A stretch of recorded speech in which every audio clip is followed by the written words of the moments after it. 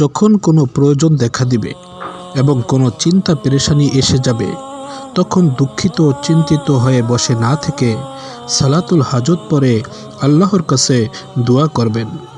হজরত ইবনে আবি আউফা রাদিয়াল্লাহু তাআলা আনহু হতে বর্ণিত, হুজুর সাল্লাল্লাহু আলাইহি ওয়াসাল্লাম বলেছেন, যখন তোমাদের কারো কোনো প্রয়োজন সামনে এসে যাবে, তখন ভালোভাবে উজু করবে এবং 2 রাকাত নামাজ পড়বে। নামাজ পড়ে দুরূদ শরীফ পড়বে, অতঃপর এই দোয়া পড়বে এবং নিজের প্রয়োজনীয় বস্তু আল্লাহর কাছে প্রার্থনা করবে। ইনশাআল্লাহ তোমাদের প্রয়োজনের ক্ষেত্রে তা খুবই উপকারী হবে এবং আল্লাহ তোমাদের প্রয়োজন পূর্ণ করবেন।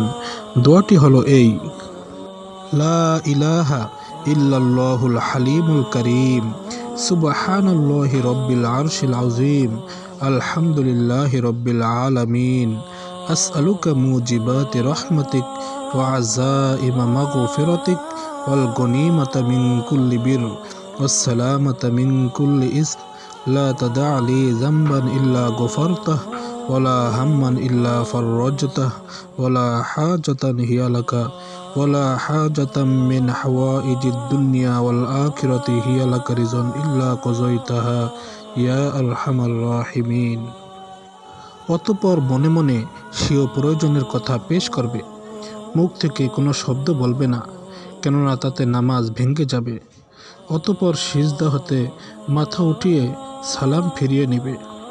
মহানবী হুজুর সাল্লাল্লাহু আলাইহি ওয়াসাল্লাম বলেন, বেয়াকুফ ব্যক্তিদেরকে এই নামাজ পড়া শিখাবে না, কেননা এই নামাজ পড়ে যে দোয়া করা হয় তা কবুল হয়, আর বেয়াকুফ ব্যক্তিরা কোনো উল্টাপাল্টা দোয়াও করতে পারে।